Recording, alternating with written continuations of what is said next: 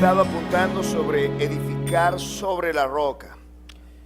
Y la semana pasada hablábamos acerca de la importancia que es justamente tener cuidado de no atesorar en la tierra o en el mundo. Hablábamos la semana pasada sobre la necesidad de hacer tesoros en el cielo. Así que nuestro pasaje, que comienza en el verso 25 y termina en el verso 34, tiene como título en nuestras Biblias, en la Reina Valera revisadas 1960, el afán y la ansiedad. Y comienza ese texto diciendo por tanto. Ese por tanto viene a ser la conclusión de lo que había estado hablando el Señor Jesús en los versos precedentes.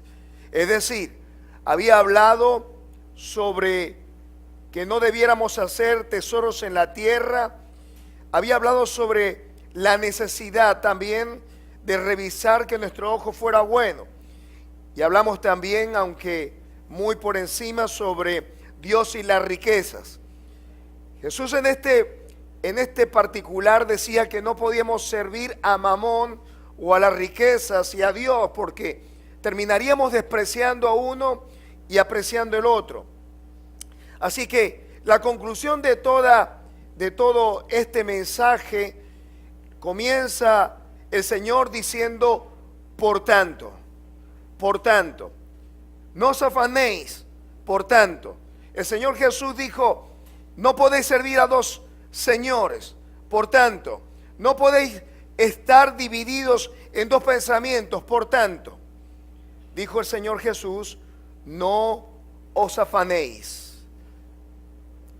Hay algo particular en este pasaje y en 6 oportunidades distintas a lo largo de todos estos versos, desde el 25 hasta el 34, Jesús le dice a su discípulo una sextuple advertencia. 6 veces habla sobre la necesidad de no afanarse. 6 veces aparece esta palabra, afanarse.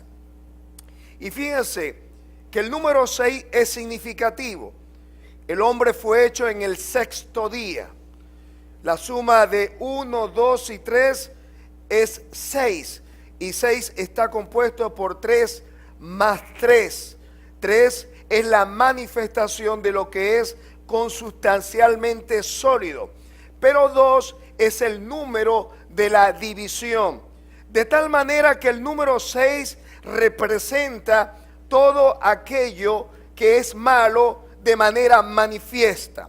Significa el 6 todo aquello que es limitado, incompleto. Es el nombre, es el número del hombre, pero también es el número de la imperfección.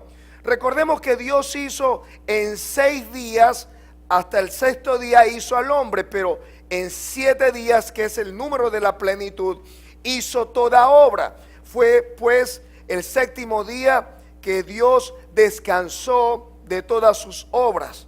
De manera pues que el sextuple estas 6 advertencias nos hablan precisamente de lo limitado, lo incompleto, lo absurdo que significa para los hombres, o para el hombre y para la mujer, afanarse o vivir una vida afanada. Pero fíjense que hay 3 cosas que tienen que ver con el afán en este pasaje. En primer lugar, Jesús les dijo, por tanto os digo, no os afanéis. Esta primera advertencia de Jesús tiene que ver con los pensamientos. Diga, pensamientos.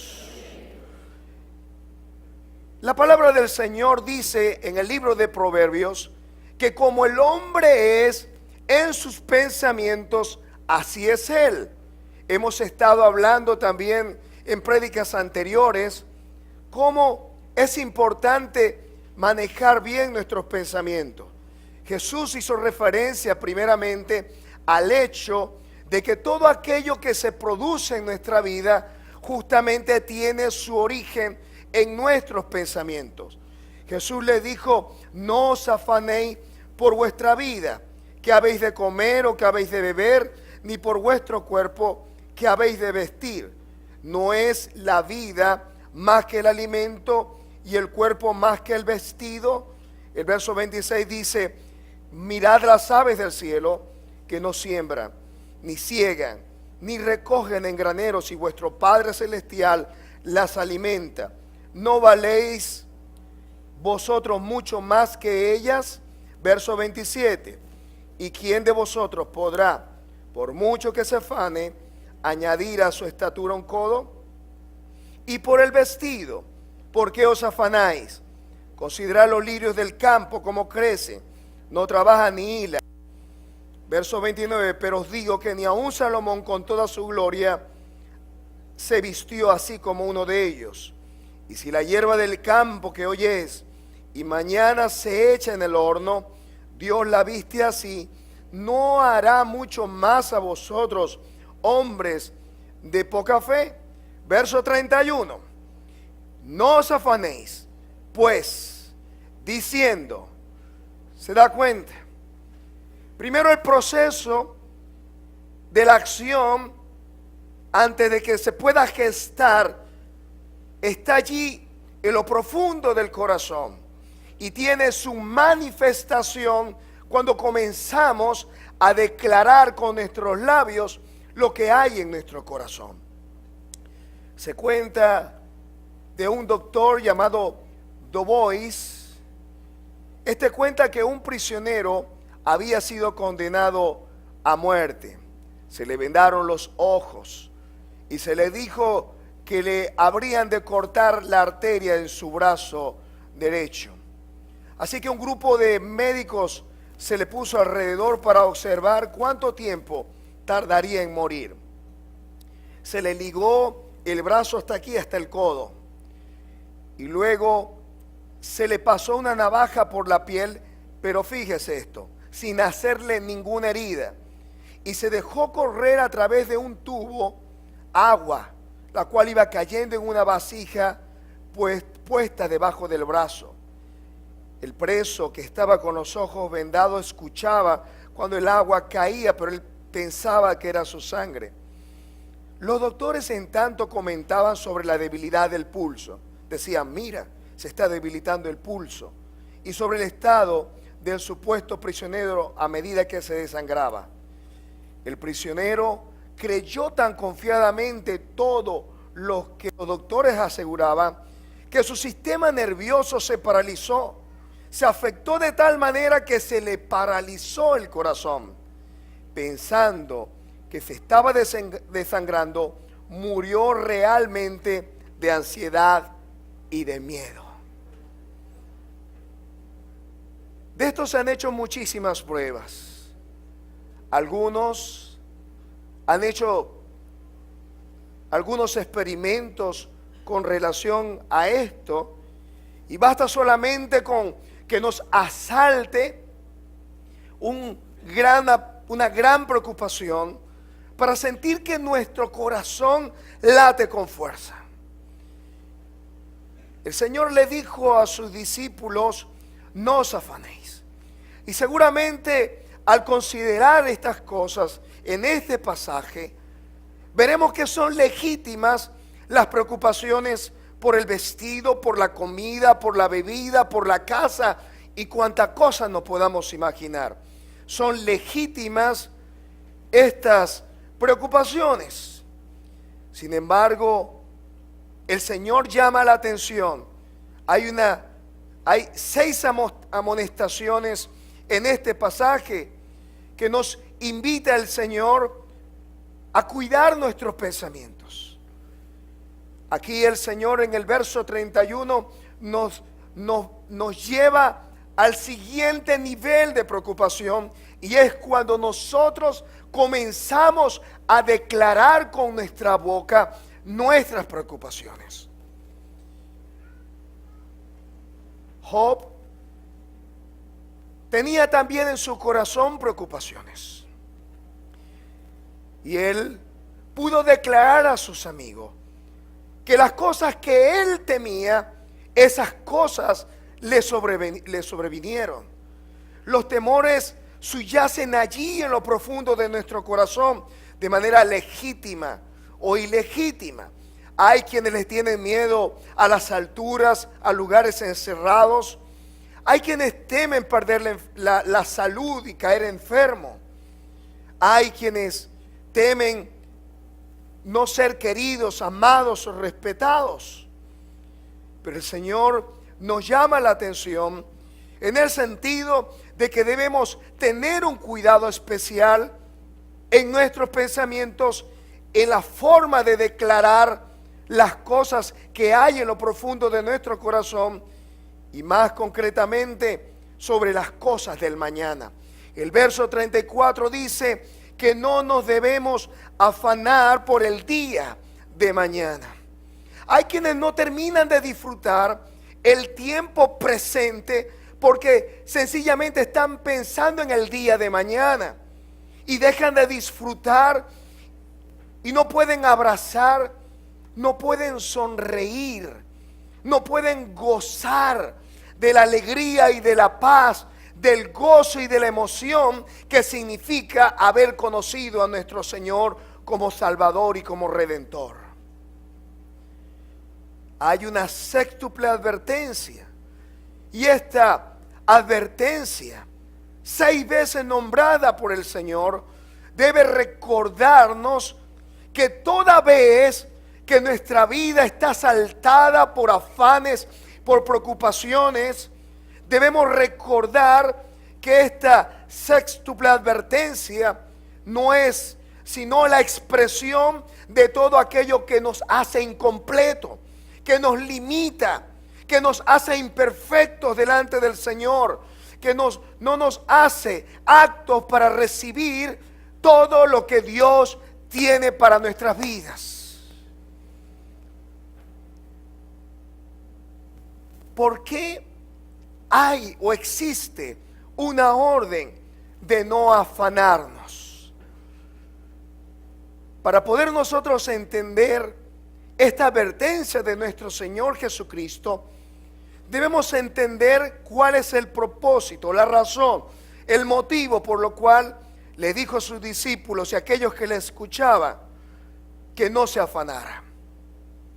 Y fíjense, la palabra afanarse viene del griego merignao y significa literalmente estar preocupados. Significa preocupar, tener, interesar, afán, afanoso, tener cuidado. Y algunos pudiéramos decir, pero es legítimo estar preocupado. Estar preocupado si los muchachos están saliendo mal en los estudios. Es legítimo si no hay comida en la casa o falta la salud. Pero el Señor va mucho más allá, como lo hemos estado revisando. Afanarse es algo mucho más profundo. Diga algo más profundo.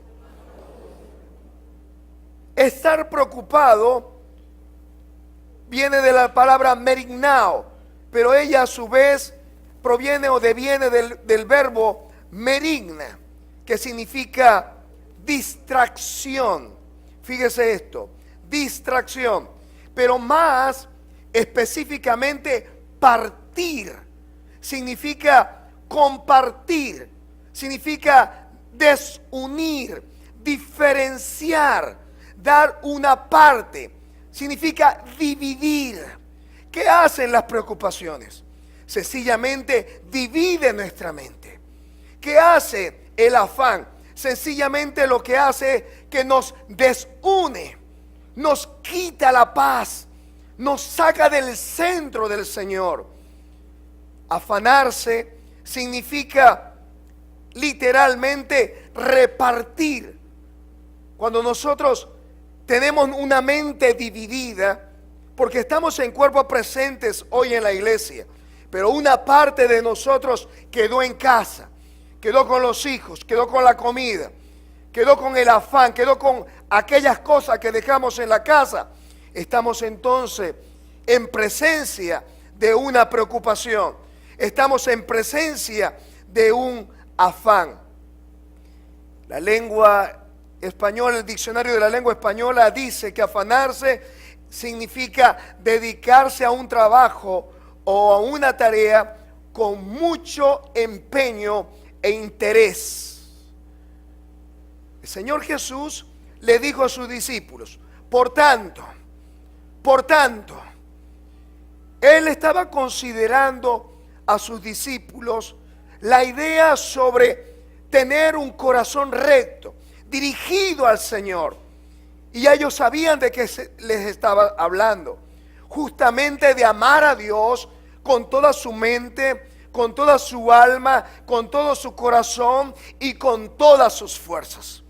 Ese es el lugar donde Dios habita con el hombre. Es el lugar santísimo, el lugar del santuario, donde hay comunión. En ese lugar Dios no compite con ninguna preocupación, ni nada de este mundo.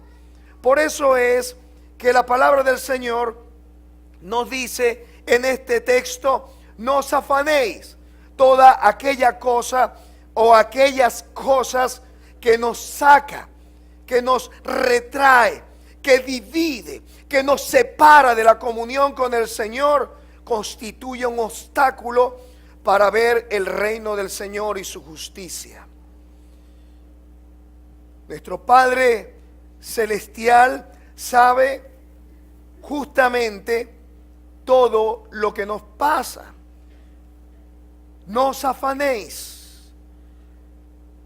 La vida es más que la comida y el cuerpo más que el vestido. No os afanéis. Los gentiles, dice el Señor, buscan todas estas cosas. Los gentiles. La palabra gentil significa raza y agrupa a todos aquellos seres humanos sobre la faz de la tierra que hacen esas cosas que nosotros conocemos, que las hacen por hábito y por costumbre. La palabra gentil significa pagano, es decir, aquel que no conoce a Dios. Parece increíble que el Señor le diga a sus discípulos justamente que no debemos caer en el plano de los paganos, de aquellos que no conocen al Señor. Parece increíble que el Señor pueda dirigirse a sus discípulos y decirles que no deben comportarse como aquellos que no han conocido a Dios. ¿Y cómo se comportan aquellos que no han conocido a Dios? Pues sencillamente su corazón está lleno de ansiedad, su corazón está lleno de angustia, su corazón está lleno de intranquilidad. No pueden gozar una buena comida, no pueden gozar la compañía de un ser querido, no se sienten satisfechos por el trabajo que tienen, no se sienten satisfechos por la ropa que viste, ni la comida que comen, no se sienten satisfechos por la iglesia que asisten, no están satisfechos con los padres o la pareja que tienen, no están satisfechos con la vida que están viviendo. El Señor Jesús les dice a sus discípulos que no debieran ser como los paganos, como aquellos que no conocen al Señor. Ellos por hábito, ellos por costumbre actúan de esa manera, viven de esa manera, piensan de esa manera, caminan de esa manera, hablan de esa manera, pero al Hijo de Dios no. Porque el Hijo de Dios es redimido, el Hijo de Dios ha sido transformado, el Hijo de Dios tiene el poder del Espíritu de Dios para vencer en cada circunstancia de su vida.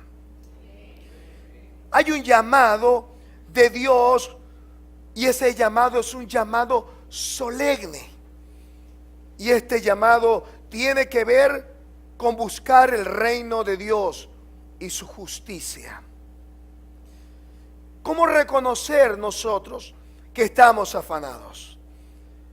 Reconocemos que estamos afanados cuando en nuestra intimidad no somos capaces de estar siquiera 10 minutos en comunión con Dios.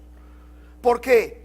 Porque nuestra mente está fuera de las puertas y allí solamente está nuestro cuerpo físico. Reconocemos que estamos afanados cuando no podemos ni tenemos oportunidad de realmente entablar una relación con nuestro Dios, una relación íntima con nuestro Salvador. Cuando nuestro corazón está distraído. Estar afanado significa estar dividido, tener cuidado y estar preocupado. Hemos dicho que hay un llamado solemne de nuestro Dios, y este tiene que ver con buscar el reino de Dios y su justicia. ¿Pero qué es el reino de Dios? Algunos piensan que el reino de Dios es venir a la iglesia. Otros piensan que el reino de Dios es el cielo. Otros piensan que estar en el reino de Dios es cursar estudios avanzados de teología.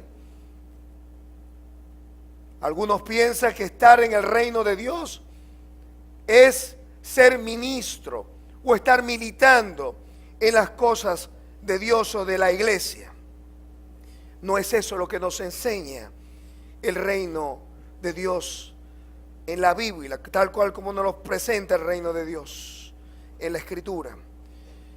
El reino de Dios es un sistema. El reino de Dios es un gobierno.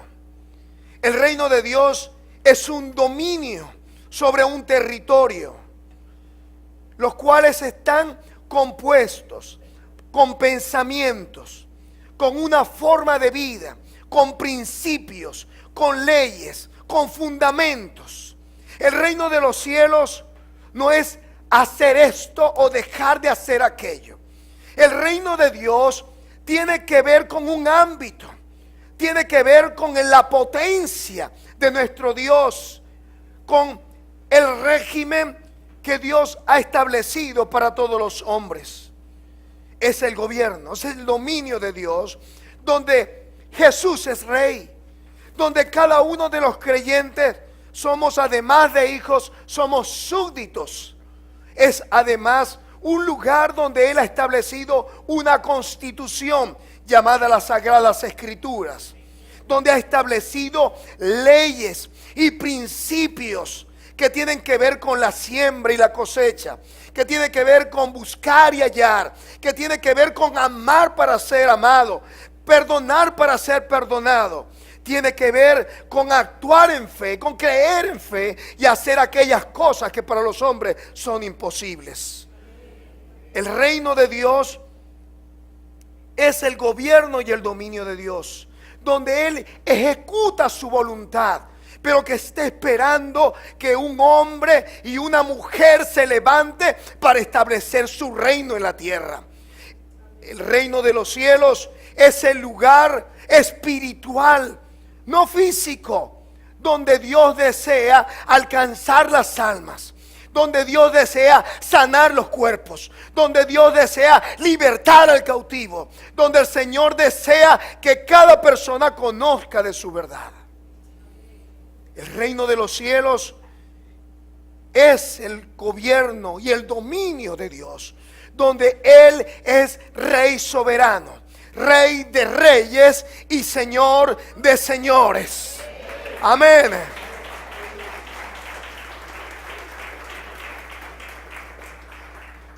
Así que el reino de los cielos no es asistir a la iglesia. El reino de los cielos no es diezmar. El reino de los cielos no es estudiar teología o el cielo. Jesús lo dijo de esta manera. Le preguntaron: Señor, ¿cuándo vendrá del reino de los cielos? Y Él respondió: he aquí que el reino de los cielos está en medio de vosotros. Él lo dijo de otra manera: y si yo por el dedo del Señor echo fuera los demonios, sabed que el reino de los cielos se ha acercado. El reino de los cielos da libertad al cautivo. El reino de los cielos da luz a aquel que caminaba en la oscuridad. El reino de los cielos abre el entendimiento de tal manera que descubrimos que esta tierra no es permanente, que hay una eternidad con Dios. Pero el Señor le dijo a sus discípulos que debían buscar el reino de Dios y su justicia. Algunos piensan que buscar el reino es sencillamente venir a la iglesia, y eso es un rotundo no necesariamente, porque algunos pueden venir a la iglesia. Algunos creen que buscar el reino de Dios es creer, y no necesariamente, porque los demonios creen y tiemblan. ¿Se da cuenta? ¿Qué es buscar el reino de Dios? La palabra buscar viene del griego seteo, y fíjese lo que significa. Significa adorar, preguntar, procurar, preocupar, querer, requerir, buscar, demandar, buscar conocimiento, desear, tratar de obtener, procurar, intentar encontrar. Así que, ¿cuándo sabe usted que está buscando el reino de Dios? No es que se levante en la mañana y diga: aquí Jehová es mi pastor, y cierre su Biblia y se va entonces para la calle. Buscar el reino de Dios no es poner el canal de enlace, que está bien, hágalo, está bueno. Buscar el reino de Dios no es orar solamente. Es algo mucho más profundo, vamos a decirlo, es más profundo. Buscar el reino de Dios significa estar preocupado, procurar, buscar. Es algo que tiene que ver con intensidad. Es algo que tiene que ver con fuego. Es algo que tiene su origen aquí, porque es Dios quien comienza a activarlo. ¿Cuándo sabe usted que está buscando? ¿Sabe? El Señor Jesús lo dijo de esta manera. Él dijo: mi comida y mi bebida es que haga la voluntad de aquel que me envió.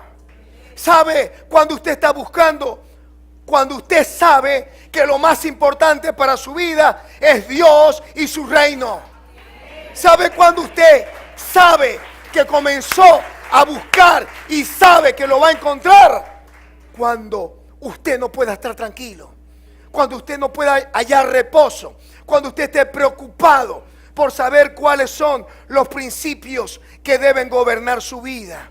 Algunos están peleando con Dios y diciendo: Dios, ¿por qué no me bendices? Y están luchando por su bendición y nada les sale bien. La Escritura dice: buscad y hallaréis, llamad y se os abrirá. Porque todo aquel que pide, recibe; el que busca, halla; y el que llama, se le abrirá. Si usted no consigue, si usted no halla, si no hay puerta abierta, pasa una de dos. Una, o no lo ha hecho, o dos, no lo ha hecho con intensidad.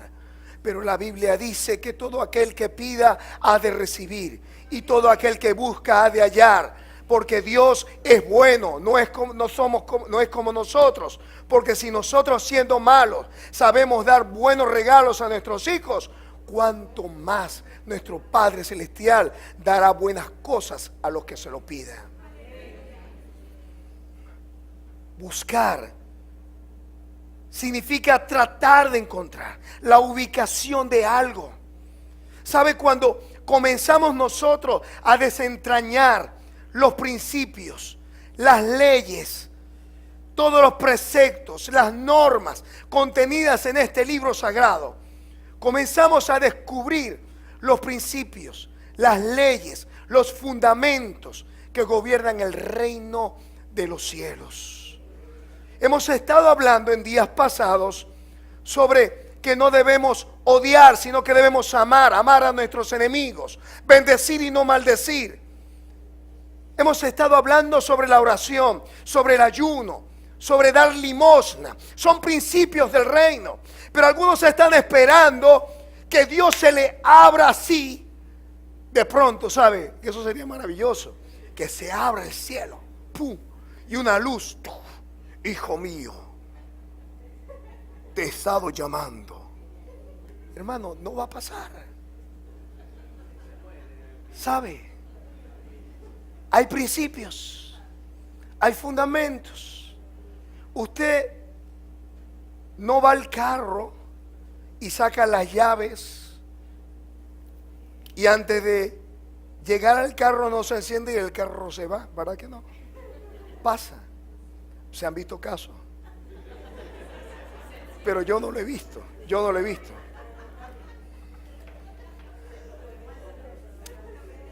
Primero tiene que determinar su corazón a hacerlo. En segundo lugar, tiene que sentarse. Tiene que meter la llave. Y tiene que darle, pero tiene que haber gasolina en el tanque. ¿Se da cuenta? Los principios del reino funcionan de igual manera.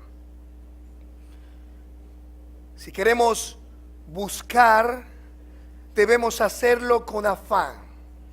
Algunos no atinan a descubrir porque ni siquiera han tomado el tiempo para estudiar qué es lo que le está pasando en el tiempo presente. Algunos se sienten desanimados y dicen, oh, me siento desanimado, me siento triste, me siento acongojado, me siento melancólico. Y resulta que la Escritura dice, ¿está alguno triste entre vosotros? ¿Haga qué? Oración, ¿se da cuenta? Entonces queremos tomarnos un antidepresivo. No, lo que me falta es unas vacaciones. Si tuviera tanta plata en el banco, si tuviera la novia, me aceptara. ¿Cierto? Pero el Señor nos ha dado el diseño. Dios nos ha dado el modelo. Él dice que sin Él nada podemos hacer. Él nos ha dicho que separados de Él nada podemos hacer. ¿Cómo sabe que está en buen camino? Si usted está preguntando, si usted está pidiendo, si usted está buscando, si usted está procurando, si usted está preocupado, si usted está requiriendo, si usted está demandando, si usted está buscando conocimiento, si usted está indagando, puedo decirle por la autoridad de la palabra, usted está en buen camino. Pero algunos están buscando primero que las condiciones estén bien. Ay, pastor, si mi mujer no me fastidiara, pues iría todos los días a la iglesia. Pastor, si tuviera pasajes, no me pelaría ni un servicio. Pastor, si mis hijos no fueran tan bellacos, pues esos muchachos me hacen dormir tarde, fastidian tanto. Algunos están esperando terminar los estudios para comenzar a servir al Señor. Otros están esperando casarse, sí, porque la novia hay que echarle una visita. Algunos están esperando que sus condiciones sean perfectas. Y sin embargo, el Señor lo dijo de esta manera: buscad primeramente. ¿Sabe lo que significa primeramente? Viene del griego proton, que significa primeramente o en primer lugar o antes que nada. ¿Sabe? Hay gente que en la mañana lo primero que hace es pelear con su esposa o con su esposo antes que dirigirse a Dios en oración. En la mañana algunos comienzan a escuchar la radio antes que escuchar lo que dice la palabra de Dios.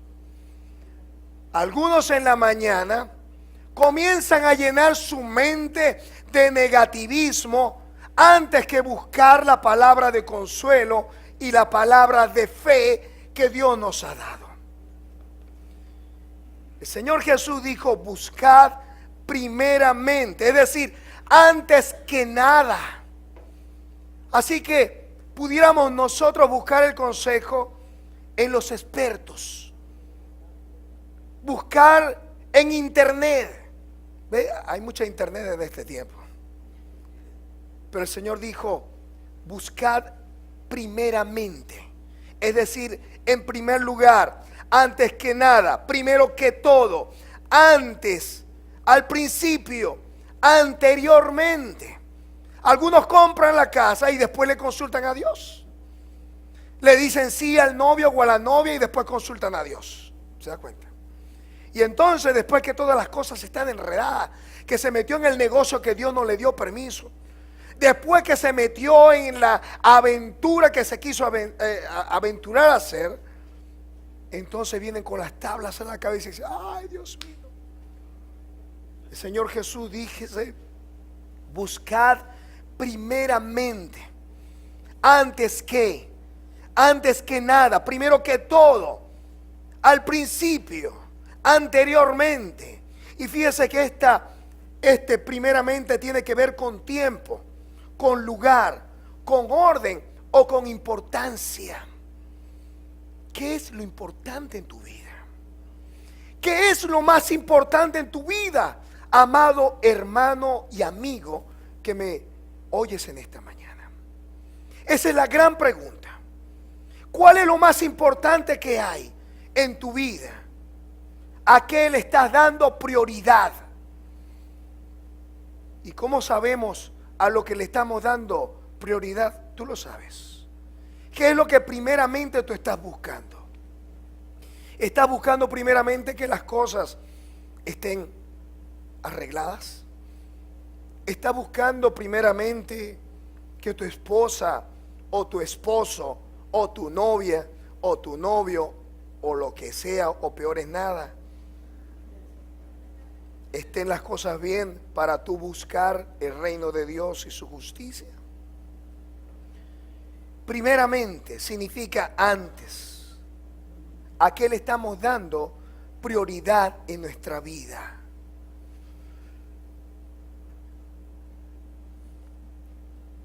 Hemos dicho que el Señor le dijo a sus discípulos: buscad primeramente el reino de Dios.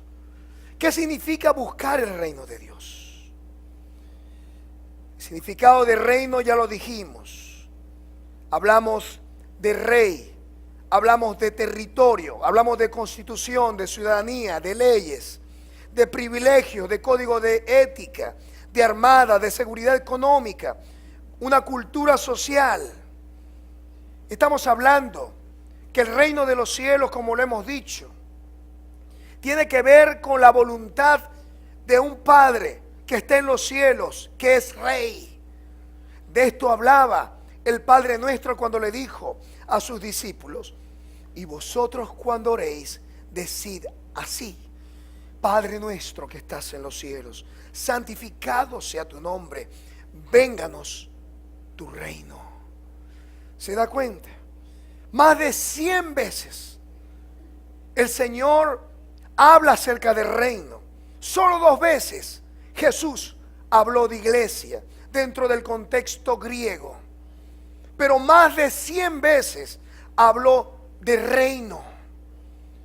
Dios quiere que cada uno de nosotros comience a actuar en conformidad a lo que nosotros somos. ¿Y qué somos nosotros? Vaya conmigo en Apocalipsis, capítulo 1, verso 6.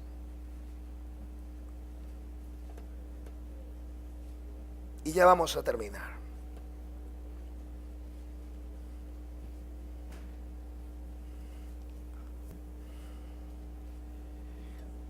Dice así: y nos hizo ¿qué? Reyes.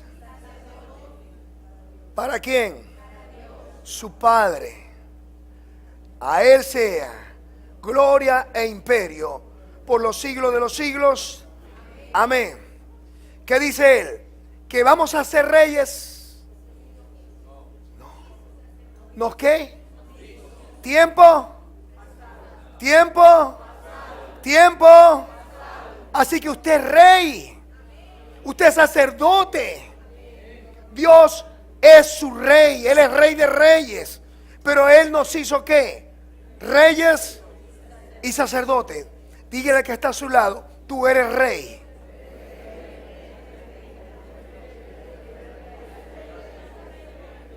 Emociónese. Somos reyes. Somos reyes. Pero ¿sabe cómo andamos? Andamos así como por dioseros. Andamos como esclavos, quejándonos. Ay, ¿qué comeremos? ¿Qué vestiremos? ¿Qué beberemos? ¿Y si me botan de la casa? Hermano, ¿usted cree que un rey está lamentándose? Un rey demanda. Un rey ordena. Un rey camina con dignidad. Un rey tiene un porte solemne porque sabe que de Él es el poder, porque ha sido delegado desde el cielo. Dios nos hizo reyes y sacerdotes. Pero ¿cómo nos estamos comportando?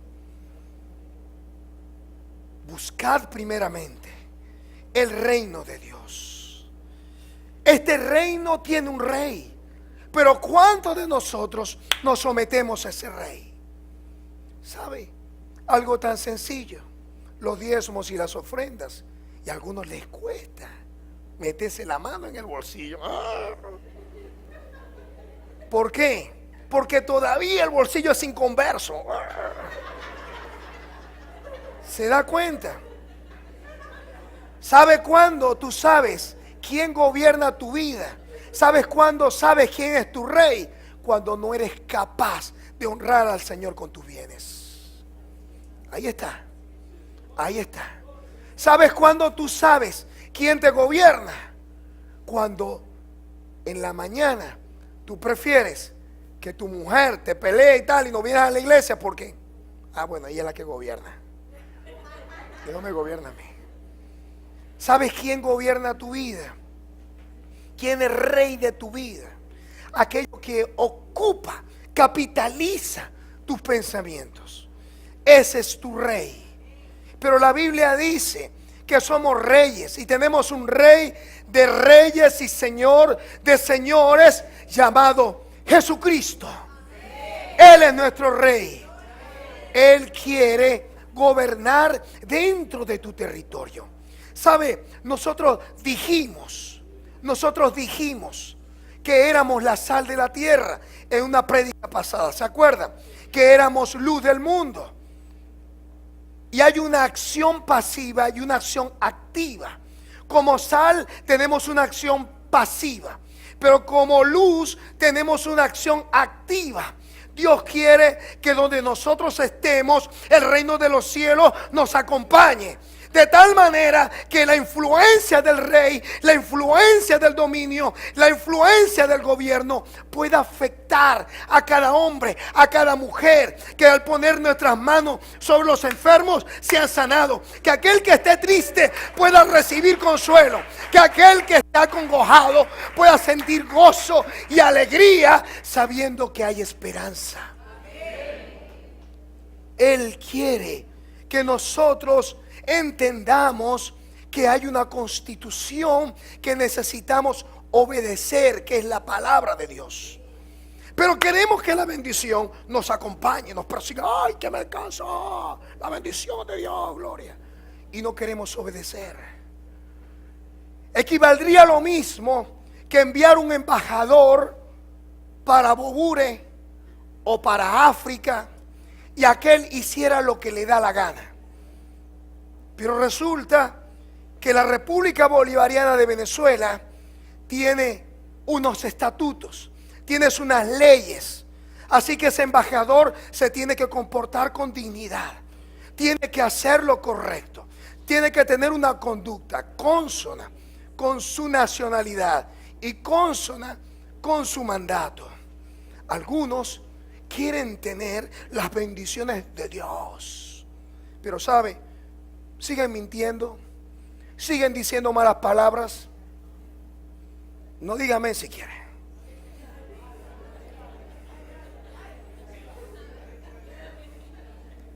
son como los fosforitos colombianos. No necesitan la cajita para encenderse. Solamente y ya están encendidos. Pastor, es que no he podido, no tengo control de mi carácter. Pero quieren la bendición de Dios. Quieren que sus hijos sean salvos.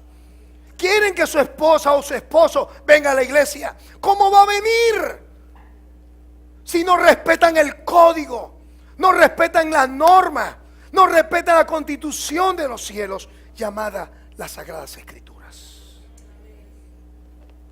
El reino de los cielos tiene que ver con una cultura, ¿sabe? El Señor Jesús le dijo a sus discípulos: oíste que fue dicho, pero yo os digo, a cualquiera que mire a una mujer para codiciarla, ya adulteró con ella en su corazón. Entonces tenemos a creyentes viendo pornografía, tenemos a creyentes buceando y no es en el mar. ¿Te das cuenta? Entonces, ¿cómo podemos esperar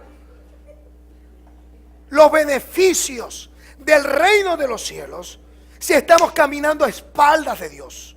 Si estamos caminando a espalda de esa cultura del reino.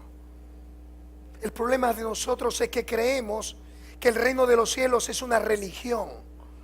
Y no es una religión, es un sistema que se basa en principios, que se basan en normas, en leyes.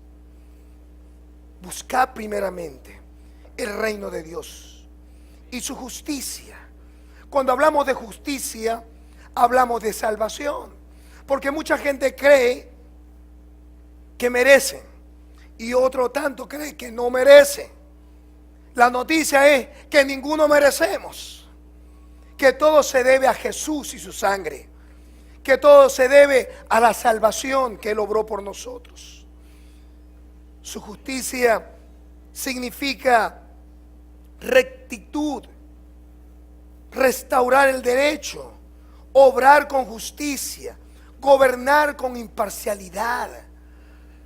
La justicia de Dios tiene que ver con ese carácter imparcial que debe tener cada creyente.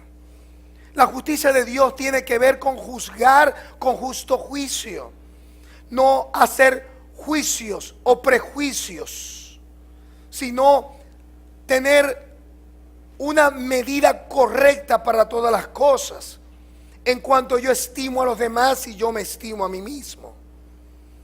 El significado de la justicia es salvación, rectitud, restaurar el derecho, escuchar a la voz de aquel que clama y tiene por necesidad. ¿Sabe? Porque Dios te ha dado para que tú lo compartas. Dios te ha dado para que tú abras tu mano. ¿Sabes? Porque cuando tú abras tu mano, el Señor dice que entonces tu oración va a subir a la presencia de nuestro Dios. ¿Cuáles son los resultados de esta búsqueda del reino de Dios? Primero, que el reino de los cielos nos atrapa. Cuando nosotros comenzamos a vivir conforme a lo que la palabra del Señor dice,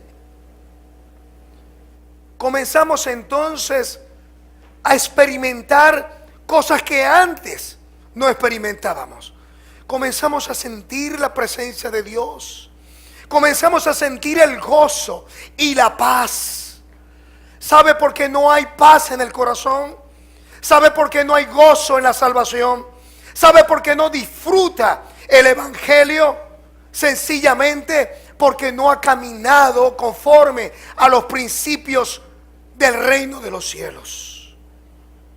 ¿Cuáles son los beneficios? Pues el reino de los cielos nos rodea. Y una vez que estamos rodeados, somos embriagados por la presencia de Dios. Y hay entonces una alegría que no la podemos decir con palabras, porque es sobrenatural. El reino de Dios nos atrapa. Pero sobre todo, somos constituidos ciudadanos del reino de los cielos. Porque podemos ser extranjeros, advenedizos. Pero si somos ciudadanos del reino de los cielos, tenemos todos los privilegios, tenemos todos los derechos que nos corresponden como ciudadanos. Si a usted le quita su pasaporte, ¿qué va a pasar? Lo meten preso. No, me traen, por favor, vista de miñón. No, lo que te van a dar es 1 millón de paliza allí en la cárcel. ¿Sabe por qué? Porque el ciudadano no tiene privilegios. Solo el que es ciudadano del reino de los cielos tiene privilegios. El que es ciudadano puede decir: Abba, Padre. El que es ciudadano puede acercarse al trono de la gracia. El que es ciudadano puede reclamar todos los beneficios. ¿Sabe? Porque como ciudadanos tenemos derecho a la provisión de Dios. Tenemos, ¿sabe qué? Un cartelito o una libreta que nos da el privilegio de acercarnos al Señor y decirle: tú eres mi sanador. Hay provisión para la sanidad. Podemos acercarnos con esa misma cartelito, con esa misma tarjeta y decirle al Señor: tú has prometido, Señor, que tú eres mi pastor y que nada me faltará. Con esa misma papeleta podemos pedirle al Señor todas y cada una de las más de 8,000 promesas contenidas en este libro. Solo los ciudadanos tienen privilegios, nada más. Se activan los privilegios y derechos que nos corresponden. Pero sobre todo, cuando caminamos conforme al precepto divino, buscando primeramente el reino de Dios, ¿sabe qué? Comenzamos a tener una mentalidad de reino. ¿Sabe qué significa? Que ya no estamos: ay, mañana no tengo que comer, mañana no tengo que beber. No.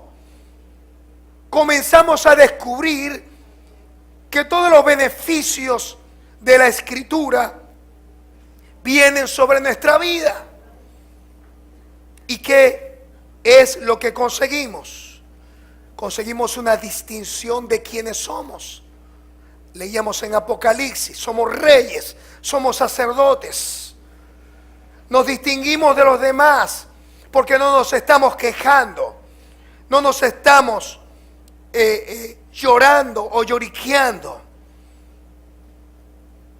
Y sobre todo, establecemos el reino de Dios en nuestro entorno. Le quitamos el poder a las tinieblas.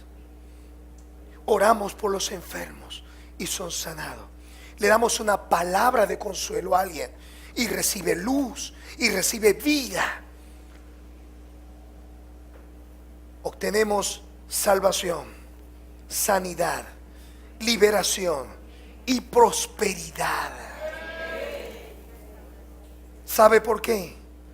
Porque todas esas cosas nos son añadidas en virtud de conocer los principios, las leyes, los preceptos, las normas, los mandamientos del Señor contenidos en su palabra. Y el Señor nos dice que todas estas cosas nos serán añadidas. Buscad primeramente. Nuestro Padre Celestial sabe. Nuestro Padre Celestial sabe que tenemos necesidad. Él sabe que a lo mejor no has pagado el recibo de la luz. Él sabe que a lo mejor la cena está bien limitada o a lo mejor no hay nada. Él sabe lo que hay en tu corazón. Y sabe, porque Él sabe, porque Él es omnisciente. Alguien lo definió de esta manera. A.W. Tozer escribió: Dios conoce instantáneamente, sin esfuerzo alguno, cada cosa y todas las cosas, cada mente y todas las mentes, cada espíritu y todos los espíritus, cada existencia y todas las existencias, cada pluralidad y todas las pluralidades, la ley y cada ley y todas las leyes, todas las relaciones, todas las causas, todos los pensamientos, todos los misterios, todo enigma, todo sentimiento, todos los deseos, cada secreto no declarado, todos los tronos y dominios, todas las personalidades, todas las cosas visibles e invisibles, en el cielo y en la tierra, movimiento, espacio, tiempo, vida, muerte, el bien, el mal, el cielo y el infierno, todo lo conoce nuestro Dios. Y Él sabe todo. Vuestro Padre Celestial sabe. Él sabe. Así que a Él no le preocupa nada. Nada le sorprende. Nada le agarra de improviso. Él lo que quiere es que tú te alinees. Él lo que quiere es que tu mente no esté dividida. Él quiere que tú reconozcas que Él es Rey de Reyes y Señor de Señores. Él quiere que tú descubras que tú eres Rey. Y que tú no eres cualquier persona, que tú fuiste redimido con un precio altísimo, que es la sangre del Cordero. Él quiere, porque Él sabe que tiene necesidad de todas estas cosas, pero Él quiere primeramente que busques el reino, que busques y escudriñes cuál es tu herencia, para que una vez que tú lo descubras, Él pueda decirte, como lo hizo en esa oportunidad: busca el reino de Dios y la justicia, y todas estas cosas yo te las voy a añadir. Yo te las voy a añadir. ¿Qué debemos hacer? Debemos nacer de nuevo. Debemos rendir nuestra vida al Rey, creer en el reino, predicar acerca del reino y extender nuestra influencia a nuestro alrededor. Vamos a estar de pie.